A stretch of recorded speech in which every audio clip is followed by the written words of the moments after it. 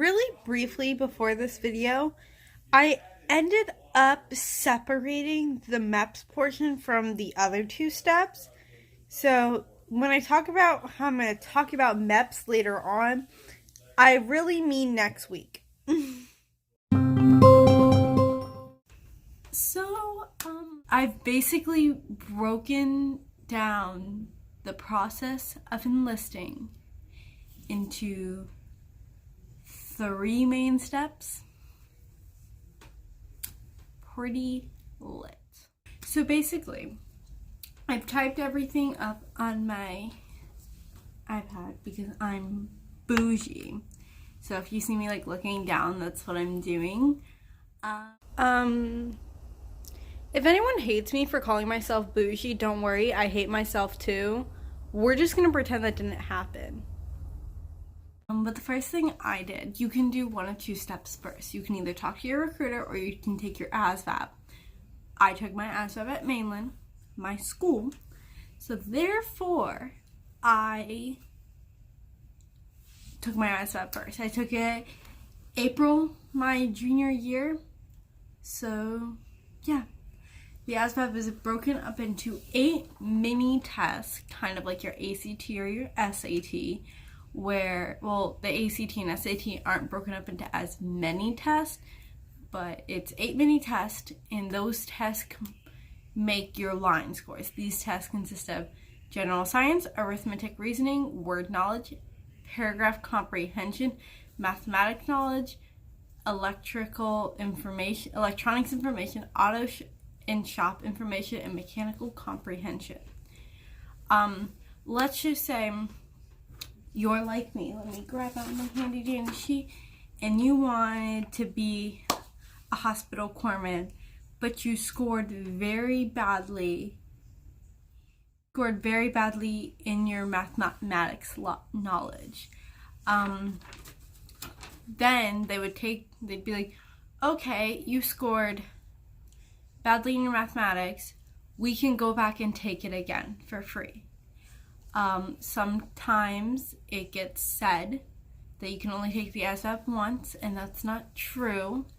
I feel like, or as far as I know, the only penalty is if you fail it more than once, and then they're like, okay, but that's if you take it at MEPS and you fail it more than once, which I'll talk about MEPS a little bit further down.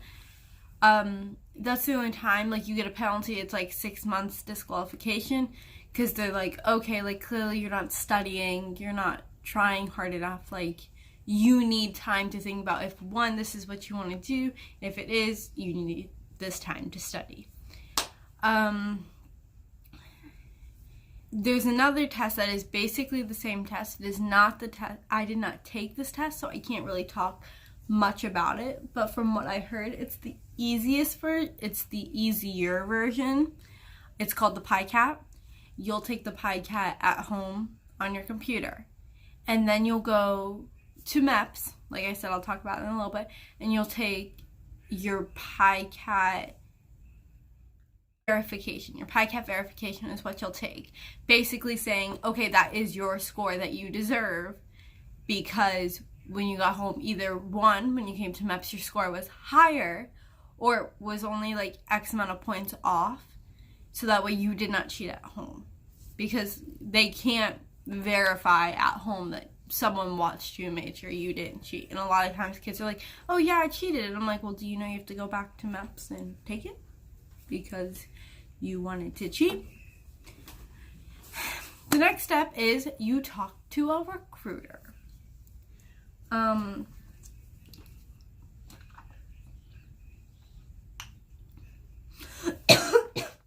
All my friends could tell you that I would have swore up and down, back and forth all the time, that Alexa Garbanoff is going in the Marine Corps. Guarantee you, no matter what I do, I'm going in the Marine Corps. Well, Alexa Garbanoff enlisted into the Navy, so that did not happen. That is why I have my first tip for talking to a recruiter. Do not just talk to one recruiter. I spoke to the Marine Corps first, and they had some things. Like, they did, like, I don't know if it was just my Marine Corps recruiting office or what it was about this Marine Corps recruiting office, because up until the point where I spoke to them, I thought they were all pretty cool, pretty neat. But then I spoke to them and I was like, wow, I don't want to be in the Marine Corps. And it wasn't because I was too scared or it was too hard. And I'm only saying this now because the man does not work at that recruiting office anymore. But the recruiter I spoke to looked at me and told me they don't like recruiting girls because we're wishy-washy and back out all the time. Not to bash. Real quick little thing. Yes, I did not enlist in the Marine Corps, but that does not make me back out, because what he was referring to is people getting their contracts and then backing out of their contracts before the ship date, not backing out before even enlisting. Quick disclaimer, wanted to clarify that. The Marine Corps, I come from a really long line of Marines. I spoke to a couple of the other recruiters, and like just with that thought in the back of my mind, I went to PT with them. If you don't know, PT is physical training. This is a short little story. And I basically was able to out PT almost every guy in their Pool E program, which is their delayed entry program. So therefore, I was like, well, for someone who has something to say like that, and you have a daughter, I don't really feel like I want you to be my recruiter. I didn't feel like he would have the best interest in whatever career I wanted to go on. I wanted to say this really quickly because I know it comes off as like me saying like all Marines are sexist or whatever, and that is not what I feel like right now. Like I said, like I really feel like it was just like the recruiter, because all the other recruiters seemed to be like impressed with me and stuff like that. It was just like I knew that man was gonna be my recruiter, and I didn't like trust that he would have the well-being for me, like look out for my well-being. I'm not saying all Marines are like this. That is 100% false. Like I said, I come from a long line of Marines, so therefore like I just don't want you guys to think like I'm speaking poorly on the Marine Corps, because that's not true. So I talked to another recruiter. I talked to the Navy recruiter, and not only did it appear that I had more job opportunities in the Navy, but it also appeared to be a better fit for me. When I come from a line of Marines, they were all men. And I hate to be like, oh, the men do it better. But the Marine Corps, a lot of their jobs are either combat oriented or they're admin jobs. And that's not a bad thing. That's up for you. At the time, I was like, I want to be combat. Like, I want to be in the field. Like, I want to be doing something to help people out. But I also knew at the time that a lot of females weren't making it through infantry training school because they were breaking their pelvic bones due to how heavy their packs were. So therefore, I chose the Navy, and I chose to be a hospital corpsman.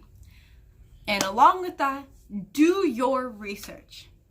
It is no shocker to anyone that these recruiters have quotas they have to fill.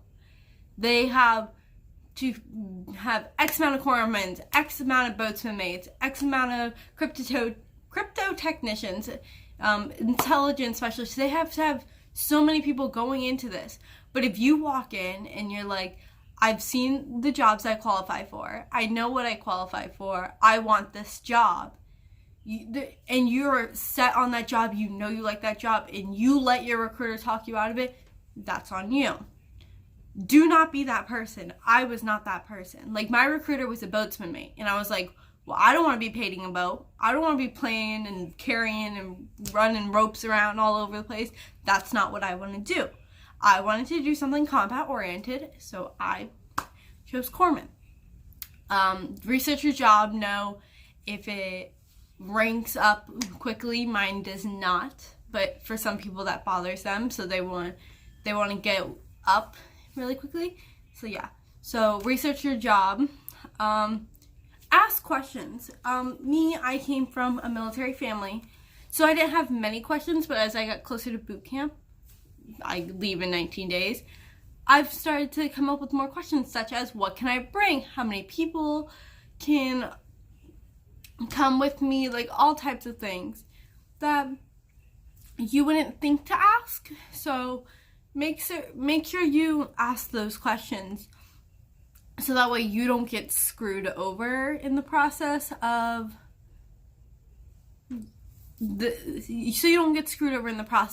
going to boot camp, because you could have brought something, or like me, I have a really big family, but you can only invite 4 people to boot camp, graduation and stuff, things like that. Like, ask all the questions you have. I pulled this sheet out earlier. You'll get this. I probably should have shown this before. You'll get this. It has all your line scores on top. Your AFQT score, which is your general score for your ASVAB. And these are all the jobs you qualify for. It's different per person based off of your line scores. Some jobs you have to do additional tests, like if you want to do a nuke or whatever, there's additional tests that you have to do to be like, okay, that's the job I want. So yeah. Guys, so much for watching.